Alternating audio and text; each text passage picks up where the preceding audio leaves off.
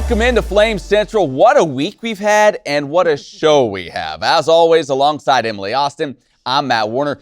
Joe Yock, Rhett McGibbon, they're all coming up in just a bit. The whole gang is here. So much to get to. Liberty football kicks off this season. We check in with Malik Willis in Green Bay, a new women's basketball coach. Matt, how are we going to fit this all in one show? Well, thankfully, we're professionals. We'll find a way. But we begin on the gridiron. Liberty opening the 2025 season against Maine. A first look at this revamped Flames roster.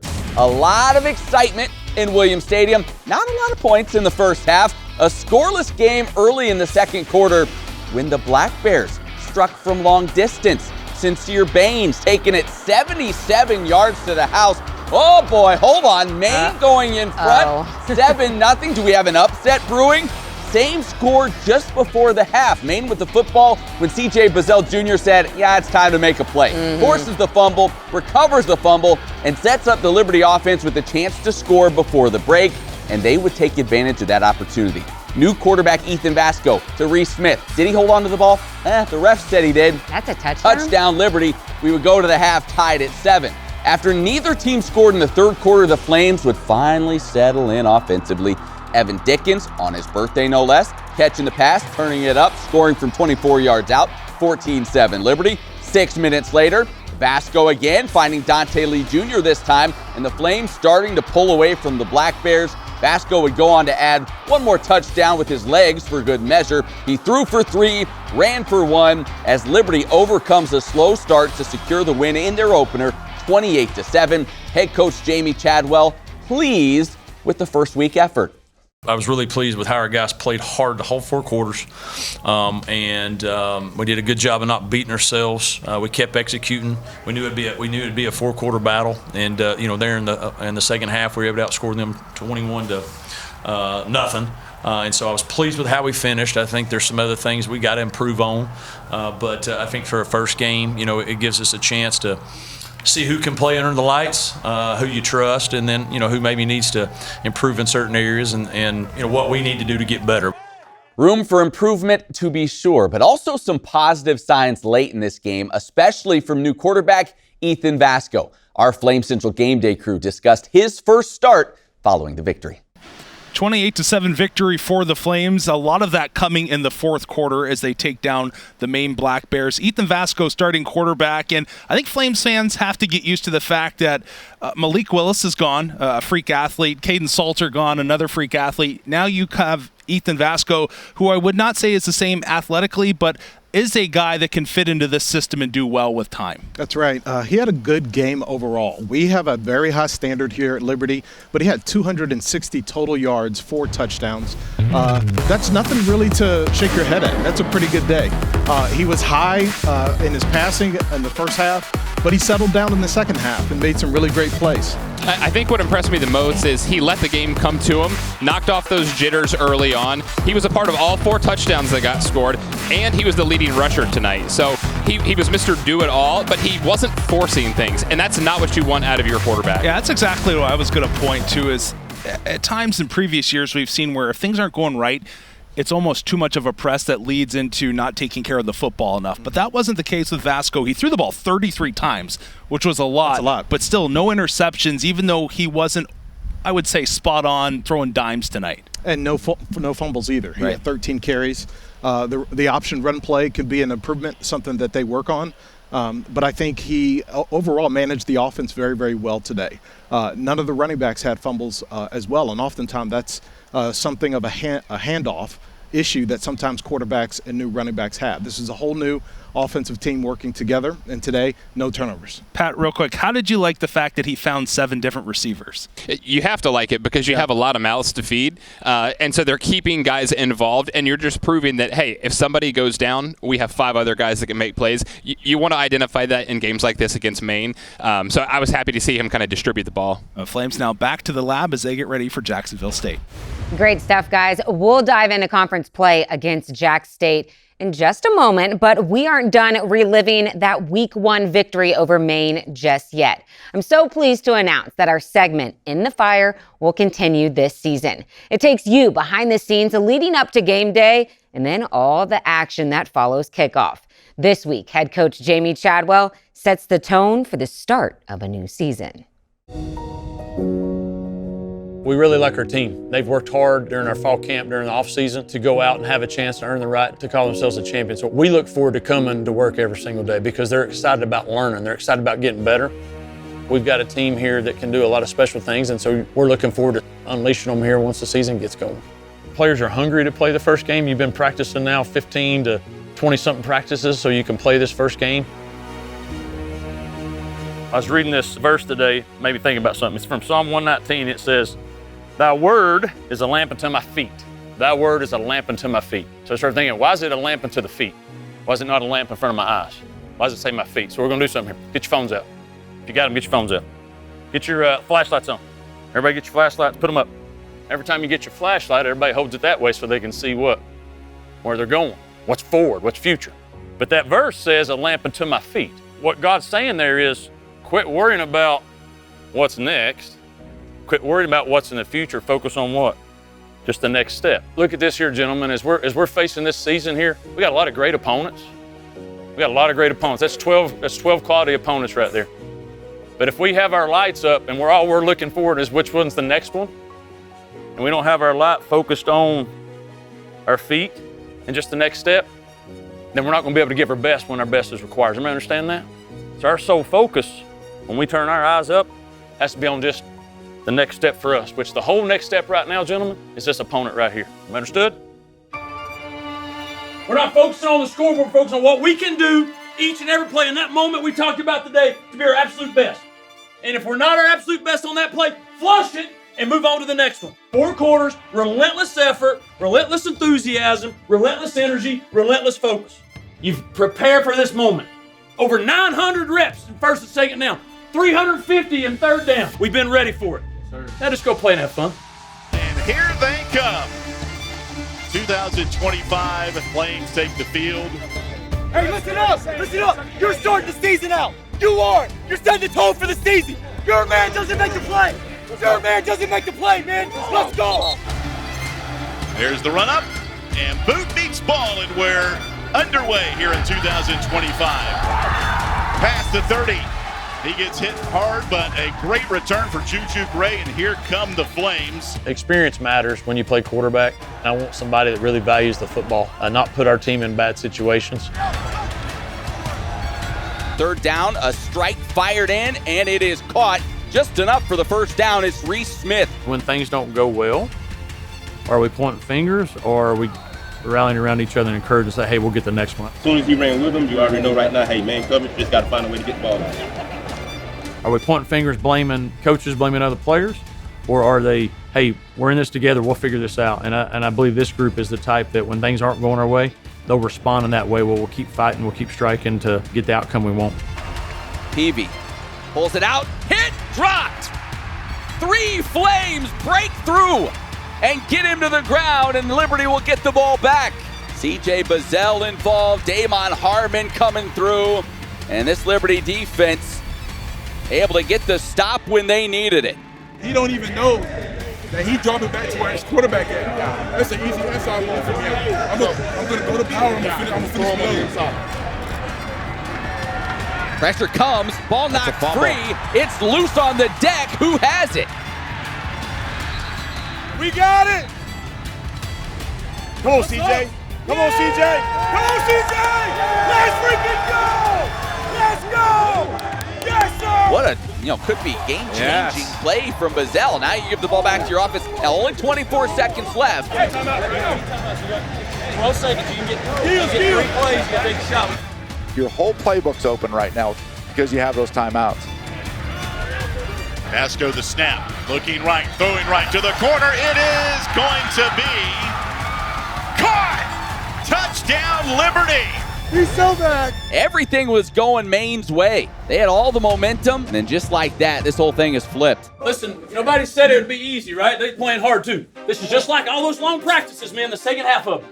Coming off those walkthroughs, this is when it is. Now you got to turn it up. All right, here we go. Flames on 2, 1, 2. Vasco looking to pass. Setting it up, fires a strike, caught by Dickens, turning the corner, heading to the end zone, and he is in! And everyone in red can sigh a sigh of relief as the Flames go in front. Peavy back to throw. Near side, diving attempt, intercepted, Amarian Williams. Hey, let's go! Again, a great read by him. Watching the quarterback's eye, steps in for the pick. Snap to Ethan. Pressure comes. Looking, throwing, near side, end zone. It will be. Where's the signal? Caught! Light him up. Touchdown, Liberty. We've shown that we've been a resilient bunch in the past. And so I believe that this team has got a chance to be better than that as far as being resilient and never thinking they're out of situation. And when challenging things happen, I'm hoping that you'll see this group really raise their game up because they're embracing that opportunity. Hey, this is when we need to be our best. Hey, listen, gentlemen, eyes up real quick. Listen to me. When you're on a journey together, you're going to have some challenging times.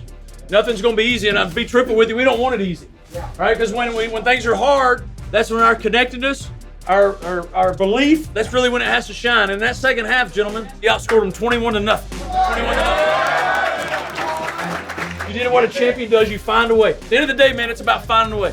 The Bears went down, and the Flames went higher. All right, we are moving on to week 2 now, and we welcome in Joe Yock. It's time for a little Yock talk. We need more Yock talk, We need more Yock talk. It's what the people ask for. That's right. All right, Liberty going on the road for week 2 to Conference USA foe Jacksonville State.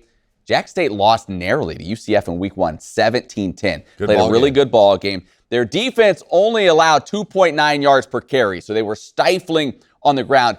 Joe, I want to know, how can Liberty's run game, which you know they lean on so heavily, how can they find success against Jack State? I think what Liberty's done is they've gotten back to more of that traditional Jamie Chadwell offense where they, as you could see from last week, they put a lot of option into the game, right? And so with Vasco being more of a running quarterback now, that allows them to do what their bread and butter is, and that is to run the ball between the tackles. But that options allows them to spread the defense more. So I think you'll see more of that as they try to spread out the defense, run the ball between the tackles, attack the edges, and then that starts bringing the safeties into the game a little bit more. And we didn't really see this against Maine, but what you may see is them trying to take some shots downfield to a Dante Lee Jr., to a Jamari Person, somebody who has the speed to get downfield and make an explosive play. Yeah, we kept waiting on it. Maybe they're just holding that back, saving that for now, it might have been this first USA game in the fourth quarter, but we were still holding in the a back. little something back.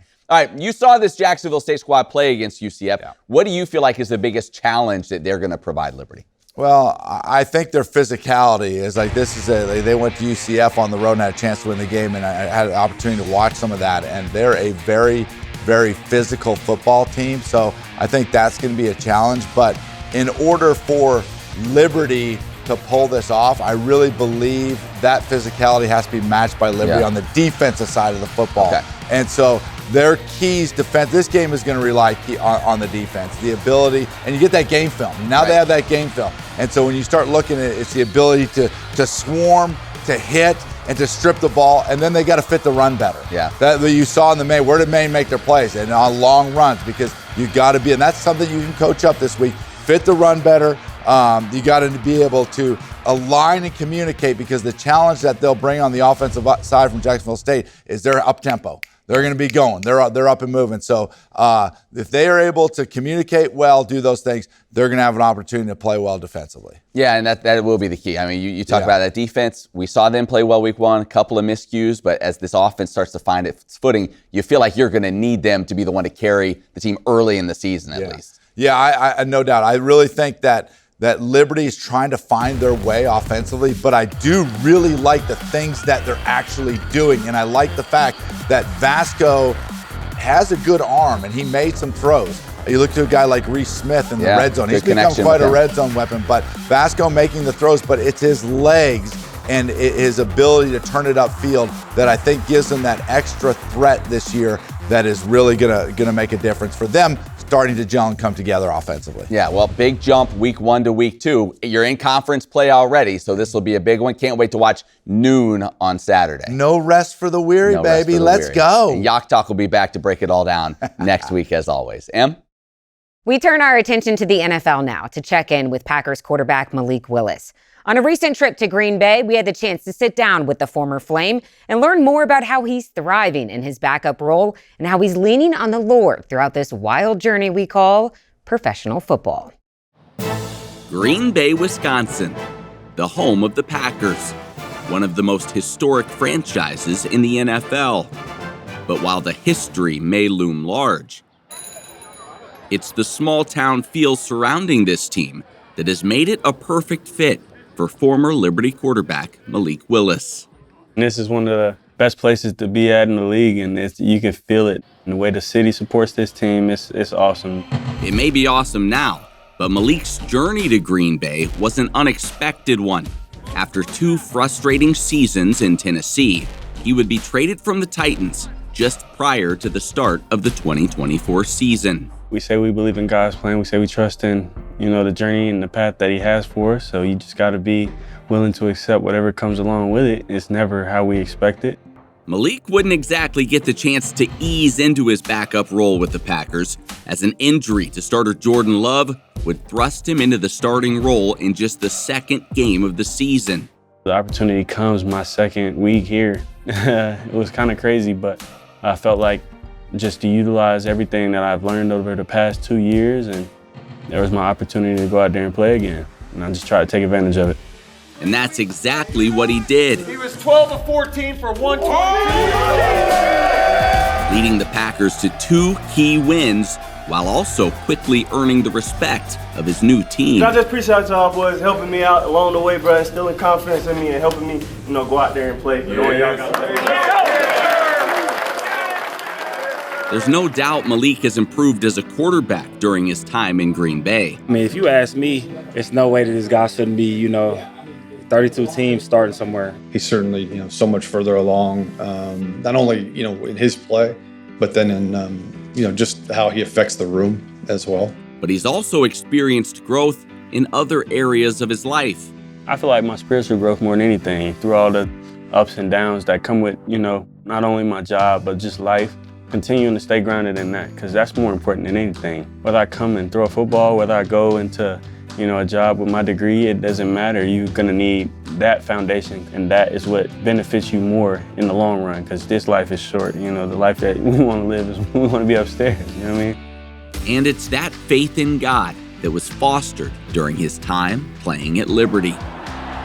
An experience that lifted both he and the Flames to a new level of prominence.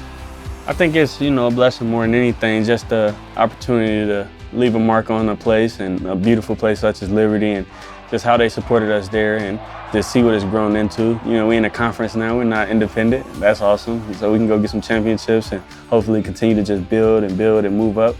Continuing to build is something Malik understands well. Now entering his 4th NFL season, he's developed himself as a player and as a person. And he understands what it takes to play and stay at football's highest level. More than anything, just the amount of dedication you gotta have to it. It's not sometimes you like doing it, sometimes you don't. The dedication and consistency of what you do, and the intent. It's all about intent, because you could do it for all these external reasons, but until you do it for an internal reason, you won't put all you have into it. And I feel like if you don't put all you have into it, you'll never get what you want out of it. I enjoy going out there every day, competing with the guys, enjoying and hyping guys up, having fun, scoring touchdowns. That's the best part to me. And then just the camaraderie, just building the relationship with the guys. Every time we get to go out on that field, I think it's been awesome just to be a part of, learning so much, and just been really enjoying it. All right, Matt, great job on that feature. Thank We're going to use this time to talk about Malik and not cheese curds. They were good, though. I'm sure. They were very good. Malik was such a perfect fit here at Liberty, and it seems like the same situation for him in Green Bay. Yeah, he is so humble, and that's something we've always noticed about him. He's not about himself, and in that small town environment, which it is in Green Bay, it is just a perfect fit for him. He can just kind of blend in with everybody else there in Green Bay. They love him. He loves being there, and it seems like a great fit for him. So happy for all of his success. We'll see if he gets some more opportunities this season. We'll keep you posted on that. Absolutely. All right, well, this past week, we learned that it's the end of an era for Liberty women's basketball, as longtime head coach Kerry Green announced his retirement. It's no stretch to call Coach Green one of the greatest coaches in Liberty athletics history. Over his 26-year career, he led the Lady Flames to 15 NCAA tournaments and 20 20-win seasons. In fact, his 591 career wins are the most by any Liberty coach in any sport. His most memorable run came in the 2004-2005 season when his team reached the Sweet 16 as a 13 seed. But when we spoke with him on the Flame Central podcast presented by Ortho Virginia, he didn't talk about one memory, but rather the entirety of his career and the spiritual impact he made on his players. The big picture, I think I pull back because I've had so many great experiences. The most critical decade in a person's life is 16 to 26. And I've been blessed that I'm dealing with that decade with young people and with young women. So there's a highlight, is that to see some life changes to... I think it's a few more than some, Coach. See some life changes, help build strong character, and help them reset or encourage or just set their sights or their focus on eternal values. Man, we've hit a home run then. Whew, what a legendary career for Coach Green. And the program will be in good hands as he passes the baton to longtime assistant and associate head coach Alexis Sherrard. Sherrard spent the last 18 seasons under Coach Green. He actually has a total of 3+ decades of coaching collegiate basketball and has also filled in as acting head coach on several occasions during his time here at Liberty. The Lady Flames have reached the postseason 12 times since Sherrard joined the staff, and he plans to continue that success as the new head coach of this program. I mean, Coach Green has had an unbelievable formula. I'm not here to reinvent the wheel. I'm just here to try to continue and add my own spin, my own little wrinkles here and there. In the past 10 years, Coach Green has given me quite a bit of responsibility. So the ladies have heard my voice over the years, so I don't think it would be anything new for them to hear my voice in that type of position as a head coach. The most important thing our staff is focusing on is cultivating relationships, obviously player development. We're here to win basketball games, and just building that family tradition, building champions for Christ, and then let the chips fall where they may. So happy for Alexis Sherrard and Rhett McGibbon, some big shoes to fill. Yeah, filling in for Kerry Green. Yeah, now. with Coach Green, I think with WEF coming back here, you could almost say honorary in Fuego status the rest of his life. In Fuego award. When it comes to hunting, basketball coach, being a great talker. We'll miss Kerry Green, but really excited for Coach Sherrard. Absolutely. Well, Rhett McGibbon's here. Warm, Hot, and Fuego is back. We gave you the whole summer to recharge your batteries, Rhett. Feeling good. So, top player or moment from the past week in Liberty Athletics, if you're somehow new to all of this. That's what Warm, Hot, and Fuego is. Rhett. That's a good reminder for me. Yeah, do you remember what it is? Now the games have started again. We're bringing you back. So let's start with Warm this past week. Who gets it? All right, Haley Noblet going back just a few days ago, Virginia Tech taking on Liberty. They're coming in, women's soccer. A year ago, Liberty, their first ever ranked win, took down Virginia Tech in Blacksburg. I'm sure the Hokies would love to battle back against the Flames, and it was a tight contest throughout. And then it kind of felt like, when you get that feeling in the game, like, man, I don't know if the home team's going to be able to pull this off or even tie this up. Felt that way in this last football game for a while. Very for being true. honest. All of a sudden, the sophomore, Haley Noblet, coming through. What a strike. Top corner, just getting it up and over the goalkeeper, Hargrove. It was a great blast. And I'll say this about Wiedemeyer. This guy, he just brings in talent. Like, he is absolutely just bringing in young studs time after time. That shot by her was absolutely fantastic. And, it was just great to see her get that goal and tie it up for the Flames. Absolutely. And the soccer team, we've talked about it a lot, what Lane Wiedemeyer's doing there. He's got something special brewing with this group. All right, from Warm now, we go to Hot. All right, we go to football, and you're right. It felt like a struggle, especially through that first half. But then C.J. Bizzell coming through with a strip sack and then recovered his own forced fumble. That was the game changer in my mind. And when you look at C.J. and what he brings to that D-line, it is an area of strength, but he's kind of like the old hat in that group, right? And just he's the motor that gets it going. And personally, I felt like they had a good first half, but then the second half was much better after that sack, which led to the fumble. I felt like he just kind of got the juices going, the belief was going, and I think he's going to have to be that guy from the defensive side of the ball. And, maybe the Liberty identity is going to be defense this year, and you could see him being the main face of that group. Couldn't ask for a better guy if you were sure. looking at somebody. All right, Rhett. And finally, our In Fuego athlete this week in week number 1 of the fall season.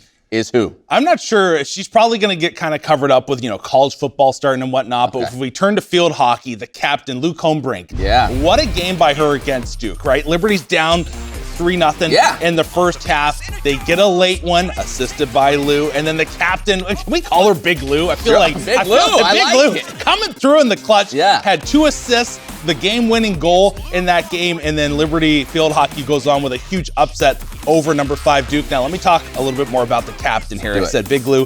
When you have a team that has 50% like new players, right? 12 newcomers on this team.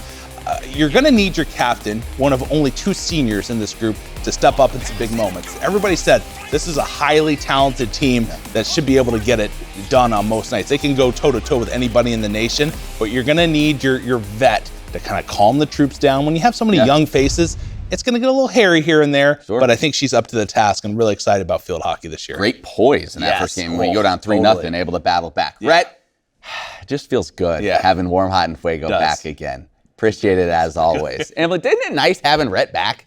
Our favorite Canadian is back. All right, let's take it to the pitch. The Flames are coming off a tie with number 24 Virginia Tech, and the in-state rivals continue. Now, on the road at Old Dominion, the Monarchs controlled possession for a majority of the contest, but luckily the Lady Flames have keeper Ansley Leha in goal. She faced 11 shots and recorded her first shutout of the season. She also went on to be named the CUSA Goalkeeper of the Week. Let's fast forward to the final 5 minutes, though. Still a scoreless game. Bree Myers with the free kick sends it across, and Ivy Gardner, both very good friends of the show, by the way, finds the back of the net. It's just in time to secure the victory as the Lady Flames get the road win 1-0. We turn now to field hockey. The Lady Flames coming off a season-opening win against number 5 Duke, and on Thursday, they would have a battle with JMU. Marina Giacosa with her first collegiate goal to tie things up early. And then with Liberty leading 2-1 in the fourth, Josefina Tomasi unleashed one. That made it 3-1. Liberty would go on to take it by the final of 4-1, improving to 2-0 on the season. And volleyball is following the trend of hot starts from women's sports. The Lady Flames won the Buffalo Invite by sweeping both Marist and Buffalo on day 1. Then, after trailing Rutgers 2-0, Liberty rallied for the 3-2 victory. That marks the Lady Flames' first ever win over a Big Ten opponent. Following its successful weekend, sophomore header Paige Overcash was named the CUSA Volleyball Offensive Player of the Week. Matt, big theme in this week's show, winning. And speaking of winning, I have a really good feeling about my Flames fantasy team this year. 1 week. It's one game. You can just settle down a little bit. But take a look at the standings through week 1. Yeah, season 6 is officially underway in case you missed it. Here's a look at our teams after week 1. The defending champ, Joe Yock. It's a very slight lead, but a big week for my defense. It was. Long way to go. Long way to go. I'm not worried about it at all. No panic here. We'll be just fine. Hey, we're about out of time here on the show, but for anything you might have missed, maybe you want to watch the show again, you can always go to libertyflamecentral.com. Yeah, and the Flame Central podcast presented by Ortho Virginia is still going strong regardless if I'm here or not. So be sure to check that out every Monday. For Matt, I'm Emily. We'll see you right back here next week.